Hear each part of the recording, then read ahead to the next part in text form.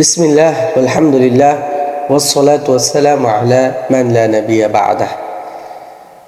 এক ভাই জানতে চেয়েছেন প্যান্ট পায়জামা টাকনু নিচে রেখে নামাজ আদায় করার কি বিধান।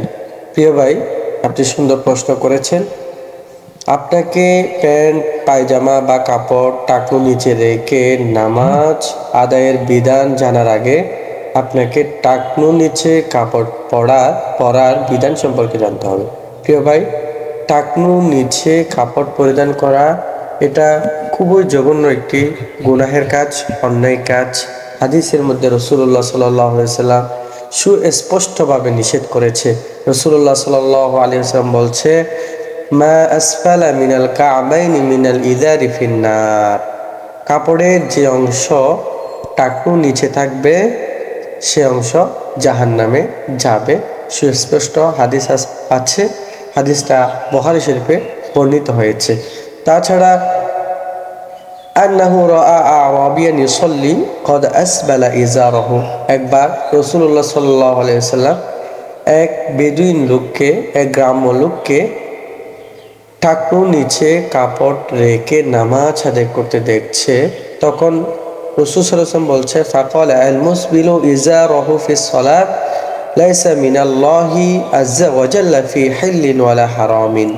টাকনুর নিচে সালাতরত অবস্থায় কাপড় পরিধান করে নামাজ আদায় করা, এটা হচ্ছে আল্লাহর হালাল এবং হারামের বিধানকে তোয়াক্কা না করার মতো।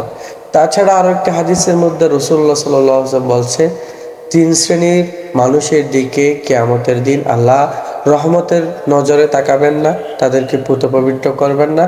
তার মধ্যে থেকে এক শ্রেণীর মানুষ হচ্ছে আল মুসবিল, যারা টাকনু নিচে কাপড় পরিধান করে তারা। তো প্রিয় ভাই, এখন অনেকগুলো হাদিস থেকে আপনি জানতে পেরেছেন টাকনু নিচে কাপড় পরিধান করা এটা অন্যায় কাজ, এটা গুনাহের কাজ। এখন আসি টাকনুর নিচে কাপড় পরিধান করে নামাজ আদায়ের বিধান কি। আপনি টাকনুর নিচে কাপড় পরিধান করে নামাজ পড়লে নামাজ ফাসেদ হবে না, নামাজ নষ্ট হবে না, নামাজ আদায় হয়ে যাবে, কিন্তু মাকরুহ হবে। বেঁচে থাকা উচিত। স্বাভাবিক অবস্থায়ও টাকনুর নিচে কাপড় পরিধান থেকে বেঁচে থাকা উচিত। নামাজের অবস্থায় তো আরো বেশি, কারণ এটা একটা আল্লাহর বিশেষ ইবাদত।